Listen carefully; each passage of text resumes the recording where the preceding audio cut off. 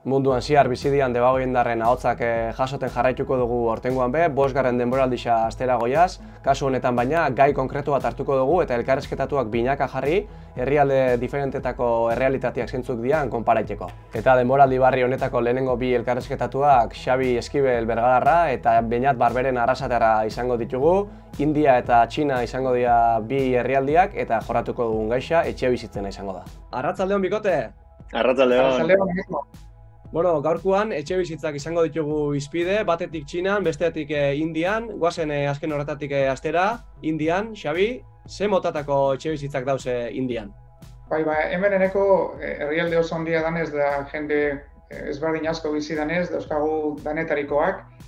Hasi ezkero la nivel basikoenetik, dauzkagu Indiako favelak, horiek oso ezaguna dira pelikula guztietan, dokumental guztietan.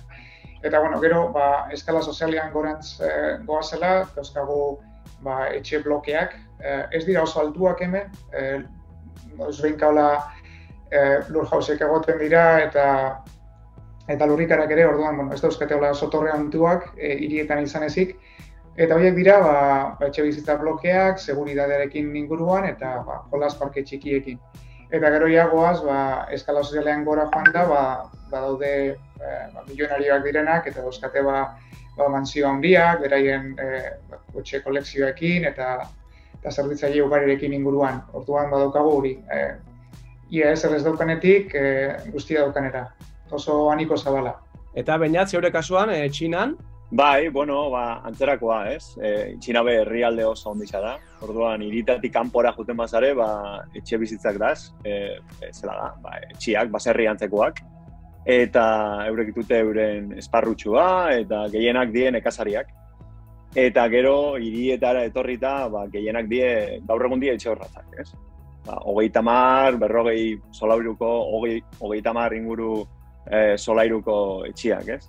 Jende asko dabil etortzen ikitara, azkenian ekonomia hirietan dau, eta etxe horratzak. Eta Xabi, Indian adibidez etxe bizitzak, badakigu askotarikoak diala, baina zelakoak izaten dira etxiak adibidez? Egongelak, sukaldia, komunak? Kontutan izan da, familia nuklearetan bizi direla, demagun bi seme-alagoa baldin badaude familia horretan eta bakoitza bere parejakin ezkonduta etortzen badira etxera, etxeak dauka bere zonak intimidadeko zonak bezala, daukazu gela eta gela barruan, bainu gela, eta agian balkoi edo terraza txikitxo bat. Beraz, etxe baten barruan, 2-3 etxe txiki bezala dauzkazu kontatuta, eta gero zona komuna da sukaldea eta sala. Normalean, ia dana batera egoten da, ze hor pasatzen dute denbora gehien, ez?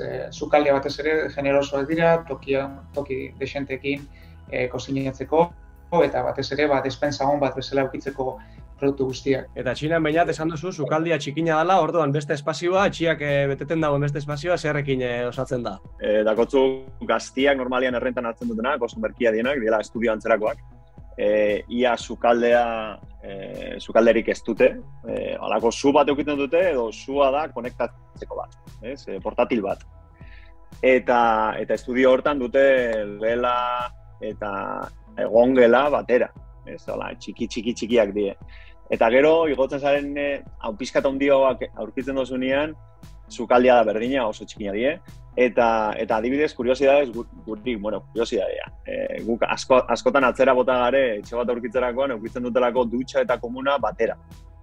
Eukitzen dute, normalean, lurrian dute alako zulo bat ura joteko, eta dutxa eta komuna dauz batera, ez? Oso ondo, eta ze ohitura dituzte, adibidez, alokatzeko, erosteko, zen ja gehixen nagusitzen dana, Txinakin jarraituz adibidez, Beñat? Bai, hemen hondikan tradizionalak dienak, tradizioa jarraitzen dutenak, ezkontzerakoan gizonak erosi behar dago etxia. Gizonak eman behar dute emazteari etxe bat. Izaten dana da hori, euren herrialdean badaz, euren hirian badaz, etxea erostia da tradizioa, eta gero kanpuan badaz lanian, beste hiri baten badaz lanian, errentan daz. Eta Indian, Xabi? Antzerako gauza bertatzen da, errentarekin. Normalian norbait bere hiririk kanpo baldin badabil lanian, eta errenta horietan gauza kurioso izaten da, igual 2-3 lagun, normalean gu egoten gara 2 lagun etxe bizitza batean, ez?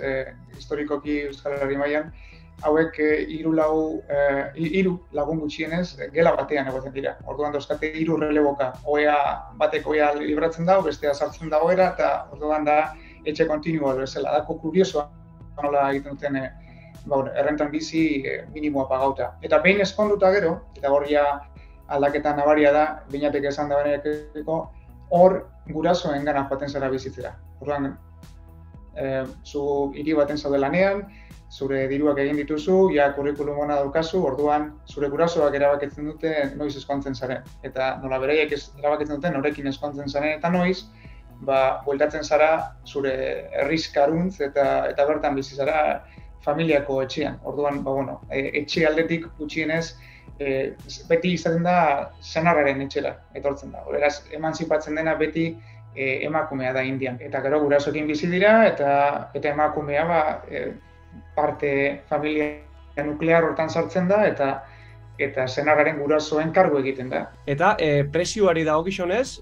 ez dakit, bizi kalitatearekin edo soldata mailekin eta konparatuta, garestiak dira, merkiak dira, etxe bizitzak? Oso garestiak. Egia esan, ekialdean, Txina ekialdean, Beijingen, Hangzhou, Shanghai, eta gero goldora junda Kanton, Guangzhou eta inguruan, oso garestiak. Benetan nik lan indotenian txinatarrekin, gaztiak, esaten dute, ez dutela neskalagunek aurkitzen ezin dutelako etxe bizitza bat erosi. Orduan, gutxi gora bera hemen 3 milioi yuanetan daz, 3 milioi yuan die, 430.000 euro inguru, 430.000 euro inguru, eta soldata medioa Hangzhouen da 1.000 eurokoa. Takit, 1.000 eta gutxi, oso gutxi, ez? Orduan, karo, zure familiak dirua dako, edo etxea erostea hirian, Hangzhouen ekialdean, oso ia ezinezkoa da. Eta orduan igual alokairua gaientzen da, edo, karo, bestela zeiken dago, zein alternatibia? Asko, ugari elkartzen die, eta etxe bizitza baten bizi die diru pizkatitzeko, ez iriria etortzen die, kanpotik, eta alokatutzen dute, baina arazoa da hori, etxea ez dut erosten, erostearen arrazoi nagusia da ezkontzea. Orduan, alokairuan daz, neskalaguna aurkitu arte, edo iriz aldatu beharko die neskalaguna aurkitu. Eta, Xabi, zeure kasuan Indian? Hemen gutxi gora bera, 5 eta 10 urte artean tardatzen dute hipoteka ordaintzen, orduan, binatek esan da benarekiko konparatuta egoera hobea da. Dena dela, hiriburuetan, hemen Nueva Delhin edo Bombain bizi nahi izan ez gero, zeia hor oso renta altuko jendeak bizi da, hor ezinezkoa da horretxe bat erostea.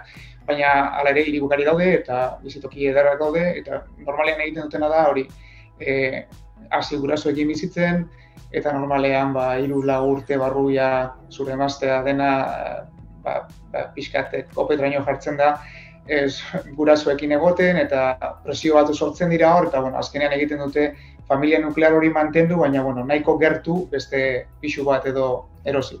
Eta hor tardatzen dute 10 urte asko jota ordaintzen, beraz, nik uste Euskal Herria baino beto dela hemen alde hortatik. Eta oroar, etxian egoteko ohitura badau, indiarrengan? Hau da, kalian denpora geixo paseen daue, oso etxekoiak dira? Ez dira oso etxekoiak. Egia esan, etxean dauzkate beraien ritualak eta kulturaren parte handi bat da etxea, baina kalean nik uste guaino desente gehiago, gehien bat eguraldi hona dagoelako urte guztian zehar. Orduan, berando etortzen dira etxera eta gehien bat hori deskantzatzeko. Bestela kalean egiten da bizitza hemen.